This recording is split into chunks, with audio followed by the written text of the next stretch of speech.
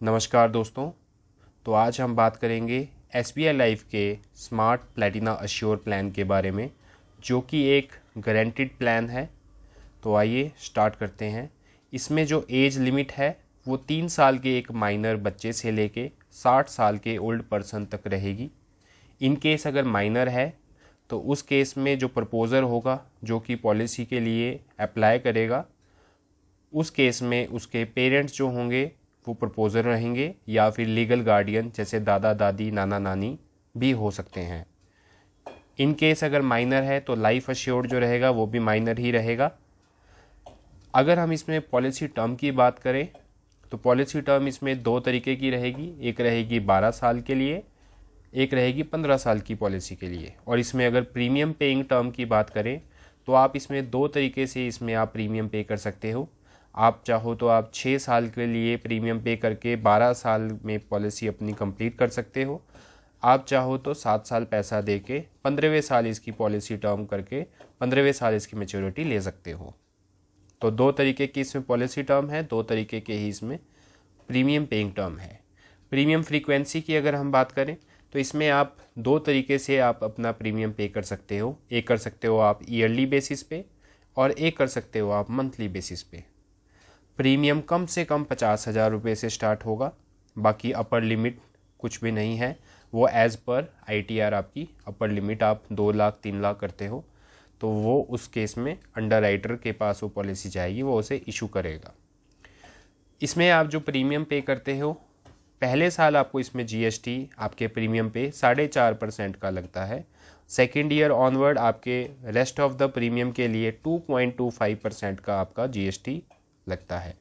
अगर हम बात करें एग्जांपल 1 लाख रुपए का प्रीमियम है तो 1,04,500 मतलब 4,500 जो रहेगा पहले साल इसका GST रहेगा। सेकेंड ईयर ऑनवर्ड 2,250 रुपया रहेगा 2.25%। तो अगर हम इसकी बात करें तो इसमें फॉर एग्ज़ाम्पल अगर आप 1 लाख रुपया पे कर रहे हो, 1,04,500 आपने पे किया 7 साल के लिए। 15th ईयर अगर आपकी एज 3 से 40 साल के बीच है तो 13,23,000 रुपया मिलेगा। अगर आपकी एज है 41 से लेके 50 तक तो आपको 12,53,000 रुपया मिलेगा। और अगर आपकी एज है 51 साल से लेके 55 साल तक तो 11,83,000 मिलेगा। इन केस अगर आपकी एज है 56 साल से लेके 60 साल तक तो आपको मिलेगा 11,13,000 रुपया। तो मतलब जैसे जैसे एज बढ़ेगी आपको जो इसमें मैच्योरिटी बेनिफिट होगा वो थोड़ा कम होता जाएगा। इसका रीज़न ये है क्योंकि इसमें एक इंश्योरेंस कवर मिलता है। तो जो इंश्योरेंस कवर होता है वो उसके जो मोर्टेलिटी चार्जेस होते हैं वो ज़्यादा होते हैं इन केस अगर किसी की एज ज़्यादा है। इन केस अगर किसी की कम है तो उससे मोर्टेलिटी रेट कम होता है, क्योंकि जो एक इंश्योरेंस का जो रिस्क कवर होगा वो एज़ पर द एज होता है। एज ज़्यादा होगी तो रिस्क भी ज़्यादा रहेगा। तो हम इसमें अगर बात करें टैक्स रिबेट की तो ये under section 80C tax rebate आप इसमें ले सकते हो। इसकी सभी मैच्योरिटी जो रहेगी वो सारी की सारी इसकी टैक्स फ्री रहेगी। अंडर सेक्शन 1010D में ये टैक्स फ्री रहेगा। इसमें जो इंश्योरेंस कवर रहेगा वो 10 गुना रहेगा आपने जितने प्रीमियम आपने जो पहला प्रीमियम दिया है उसका 10 गुना। मान लीजिए आप अगर 2 लाख देते हो तो 20 लाख रुपए का इंश्योरेंस कवर रहेगा। 1 लाख देते हो तो 10 लाख का। 50,000 से अगर आप इसको ईयरली बेसिस पे अगर स्टार्ट करते हो तो आपका 50,000 पे जो इंश्योरेंस कवर रहेगा वो 10 टाइम्स ऑफ प्रीमियम मतलब 5 लाख रुपए का इंश्योरेंस कवर पहले दिन से स्टार्ट हो जाता है जब आपकी पॉलिसी इशू हो जाती है। इसके बाद हम बात करेंगे सरेंडर वैल्यू की। तो सरेंडर वैल्यू की एलिजिबिलिटी होती है कि कम से कम 2 प्रीमियम देने ही होते हैं। इन केस अगर आपने 1 प्रीमियम दिया है उसके बाद कोई भी प्रीमियम नहीं दिया तो आपकी वैल्यू हो जाती है 0। कम से कम 2 प्रीमियम देने के बाद जो आपको सरेंडर वैल्यू मिलेगी वो मिलेगी आपको 35% ऑफ टोटल प्रीमियम।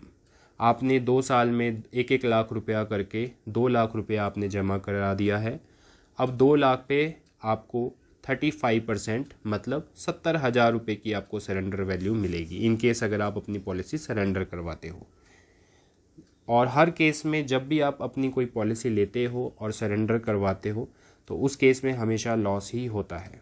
तो आप कोशिश करें आप अपनी पॉलिसी कंटिन्यू रखें, सरेंडर ना कराएं। इसके लिए कंपनी आपको लोन फैसिलिटी भी प्रोवाइड करती है। तो वो लोन फैसिलिटी कैसे प्रोवाइड करती है, वो कंपनी ही देती है, तकरीबन 8% रेट ऑफ इंटरेस्ट के ऊपर। मान लीजिए आपने 5 साल तक आपने प्रीमियम दे दिया, 5 साल में आपने 1-1 लाख रुपए करके 5 लाख दे दिया। आपकी 5 साल के बाद जो सरेंडर वैल्यू होती है वो आपकी आती है 50%। तो 5 लाख पे 50% आपका हुआ 2.5 लाख रुपया। 2.5 लाख पे आपको 80%, 2.5 लाख का आपको 80% जो रहेगा वो आपको लोन फैसिलिटी मिल जाएगी। मतलब 2 लाख रुपए को 2 लाख की आपको लोन आपको कंपनी प्रोवाइड कर रहा है इन केस कोई अर्जेंसी आ जाती है तो इस पॉलिसी के अगेंस्ट में आप लोन फैसिलिटी भी अवेल कर सकते हो। उसके बाद हमारी बात आती है, वो आती है ग्रेस पीरियड की। इन केस आपने एक प्रीमियम दे दिया, आपका 1 जनवरी को अगला प्रीमियम रिन्यूअल जाना था, आप उसको पे नहीं कर पाए, तो कंपनी आपको 30 दिन का ग्रेस पीरियड देती है। 30 दिन के ग्रेस पीरियड के बाद आपकी पॉलिसी लैप्स हो जाती है। और इन केस अगर आप प्रीमियम मंथली मोड पे दे रहे हो तो आपको ग्रेस पीरियड मिलेगा 15 दिन का, जो कि रहता है 15 दिन के बाद आपकी पॉलिसी लैप्स हो जाती है। मंथली के केस में 15 दिन का ग्रेस पीरियड है, ईयरली बेसिस जो आप प्रीमियम पे कर रहे हो उसके केस में 30 दिन का ग्रेस पीरियड आपको कंपनी देती है। इन केस आप मान लीजिए आप अपने प्रीमियम नहीं दे पा रहे हो, आप अपने रिन्यूअल पे नहीं कर पा रहे हो, तो कंपनी आपको 5 साल का रिवाइवल पीरियड भी देती है। 5 साल में आप अपनी पॉलिसी को कभी भी रिवाइव कर सकते हो। और इन केस अगर मान लीजिए इसमें एक अदर कंसेप्ट भी है, फ्री लुक पीरियड। मान लीजिए आज आपने पॉलिसी ली, 5 दिन बाद वो पॉलिसी इशू हो गई है, आपके पास आज पॉलिसी पहुंच चुकी है, पॉलिसी बॉन्ड आपके पास आ चुका है, तो 15 दिन का आपके पास एक फ्री लुक पीरियड होता है। इन केस अगर मान लीजिए आपको पॉलिसी पसंद नहीं आती है तो आप अपनी पॉलिसी को फ्री लुक माने कैंसिल भी करवा सकते हो। आपका जितना पैसा लगा था इंक्लूडिंग जीएसटी वो आपको सारा रिफंड आ जाता है।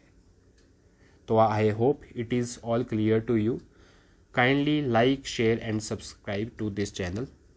Thank you.